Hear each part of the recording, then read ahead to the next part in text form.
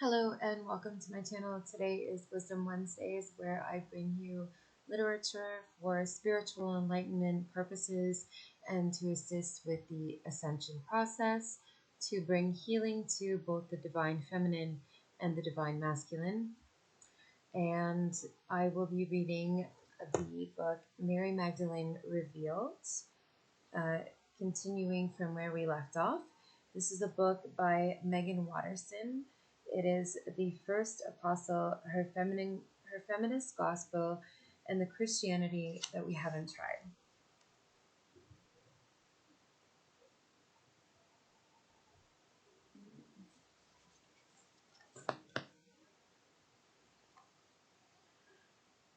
Why I could kiss a Copt. I am the first and the last. I am she who is honored and she who is scorned. I am the whore and the holy woman. I am the wife and the virgin. I am the bride and the bridegroom. I am she, the Lord. The thunder, perfect mind. Chapter 1, verse 5 to 10. The earliest evidence of the lost gospel of Mary Magdalene was discovered in January 1896 at an antiquities market in Cairo by a German scholar named Karl Reinhardt. It was written in Coptic on ancient papyrus. Coptic is an Egyptian language that is still used by Egyptian Christians called Copts. It was placed in the Egyptian Museum in Berlin with the official title and catalog number of Codex Berlinen. I'm so sorry. Berlinensis. I'm so pronounced that wrong. 8502, which is a mouthful. There you go. Confirmation. So scholars refer to it as the Berlin Codex. There we go. Egyptologist Carl Schmidt set about creating a German translation of the Gospel, except for the missing pages.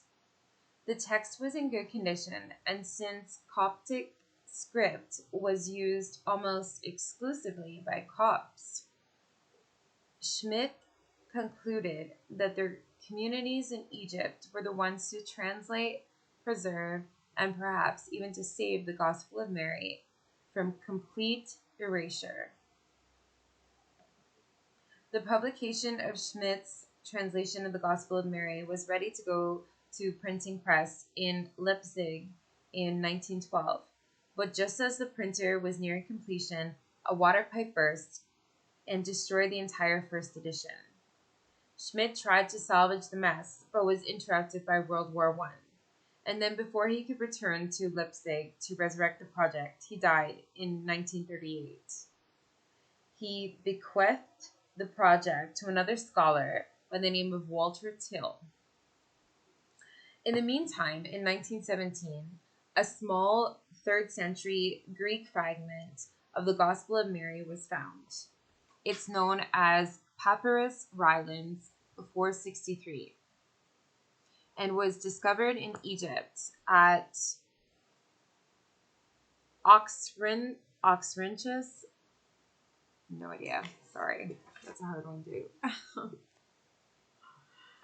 This version added clearer confirmation to passages of the Berlin Codex and also additional evidence about the Gospel's early date. Walter Till incorporated the new information into his translation of the Gospel of Mary. It was ready to go to print in 1943, but by this time, World War II made the publication of Mary's Gospel again impossible. And then Till gave up his attempts altogether. Sounds a lot like spiritual warfare, like big time. Sabotage. Someone didn't want it printed. When the war was over, there had been a discovery in a village called Nag Hammadi in Egypt of a large amount of early Christian scripture. For example, the Gospel of Thomas, the Gospel of Philip, and this powerful and poetic piece of scripture called The Thunder, the Perfect Mind, among many others. No copies of the Gospel of Mary were found among the preserved texts at Nag Hammadi. However, the two texts that were found within the Berlin Codex, rolled up with the Gospel of Mary, appeared among the mass findings of manuscripts. The Apocryphon of John and the Sophia of Jesus Christ. These texts discovered at Nag Hammadi were collectively referred to as the Gnostic Gospels because they focus on gnosis, which is a Greek term meaning self-knowledge, or more specifically, the knowledge that comes from direct experience. The label Gnostic, though, created a misperception around these early Christian texts, and Mary's Gospel got thrown into the confusion. So let's be clear. There is no such thing as Gnosticism. There wasn't a cult of organized Gnostics. These ancient texts define. These texts, including the Gospel of Mary, are evidence of the various forms of Christianities that existed before the 4th century when the current form of the Bible was codified. I know I just made Christianity plural there, but this is what these ancient texts prove. There were many threads of Christianity in the wake of Christ. And one of those threads, let's call it a red one, believed women were as worthy as men to teach and lead the church. But this wasn't obviously the thread that won out. Here's a curious sympathy or synchronicity. Supposedly, these texts found at Nag Hammadi were smuggled from out of Egypt and sequestered for a while in the manuscript collection of the Swiss psychiatrist Carl Jung. Oh, fascinating. Yes, this is fascinating, to me at least, because Jung believed that the church would die without the mother, and that the feminine had been submerged in our collective unconscious. He also wrote the Red Book, which is essentially his efforts to connect directly to his soul. The commonality between all of these early Christian sacred texts found buried in Egypt is that they spoke of this hidden, more human and feminine side of Christ, of Mary Magdalene's importance, and of salvation as an inward act of personal transformation. The Nag Hammadi findings were at least released to a panel of international scholars to begin to assess their import and contribution to understanding the beliefs of some of the earliest Christians. So although Mary's Gospel was found in 1896, the first print edition of her Gospel wasn't published until 1955. Mary's Gospel is the only Gospel written in the name of a woman.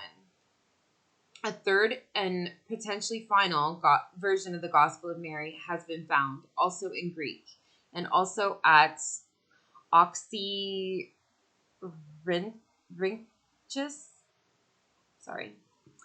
in northern Egypt.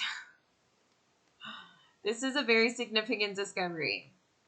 As author, scholar, and Harvard Divinity professor Dr. Karen King explains in her translation of Mary's Gospel, because it is unusual for several copies from such early dates to have survived, the attestation of the Gospel of Mary as an early Christian work is unusually strong.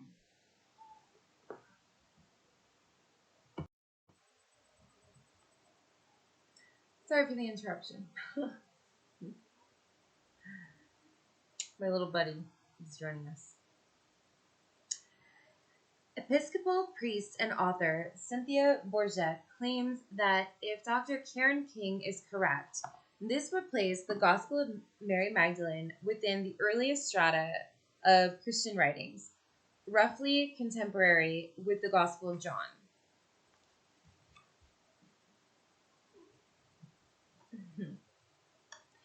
This arduous and somewhat calamitous process of Mary's Gospel finally making its way into press feels significant to me. It reflects the most magnetic reluctance of shifting our perspective about her, like the author of what it would take for a river, sorry, like the effort of what it would take for a river to change direction. And for me, it reflects the process of what it has taken for me personally to share my truth about who she is and the truth about how her gospel has impacted my life. As we make our way through each passage Mary's gospel contains, I've also included passages at the start of certain chapters from these three texts: the Gospel of Thomas,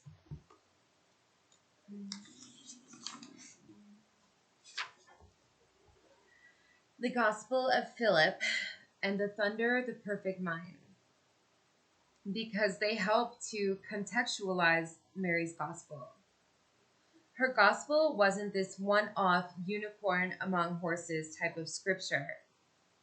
Reading it alongside these other gospels and early Christian scripture allows us to see that it was a part of a community of belief. I've been trained as a theologian, which just means a person who engages in the study of God. Oh, I guess I might be a theologian too then. Or in my case, a person who engages in the study of all that has been left out of our ideas of God. I will draw from my direct experience and illuminate each passage as far as I'm able to, and also move us through the legend of Mary Magdalene herself and her misunderstood status as the penitent prostitute to reveal a much more historically and theologically accurate version of who she was and remains. Sorry, honey. The seven powers mentioned in Mary's gospel: darkness, craving, ignorance, craving for death, enslavement to the physical body, the false peace of the flesh, and the compulsion of rage, are the precursors to Christianity's seven deadly sins: pride, greed, envy, gluttony, lust, sloth, and anger. And I believe they are the seven demons that Luke chapter 8, verse 2 of the Bible claims were expelled from Mary. With him went the 12, as well as some women who had been healed of wicked spirits and of infirmities. They were Mary, known as Mary of Magdala, from whom seven demons had been expelled. The emphasis of that passage is traditionally on the fact that Mary had to be healed of those seven demons. But I like to focus on the fact that Mary was the first to be listed among the women who had been healed and then walked with Christ. These are the same seven powers or demons that Pope Gregory in the 6th century proclaimed during his homily 33 proved her sinfulness. For me, rather than proving how far she fell, I see the seven demons as proof of how much she overcame. It feels potent maybe, to make a small yet conscious effort towards reparation, to repair our idea of Mary Magdalene. I'm going to move through the seven powers she teaches about in her gospel and give my version of a homily or a sermon. And by sermon, I don't mean a formal or official one. They're more like love letters. I think that's a good place to stop for today. Thank you so much, and peace be with you.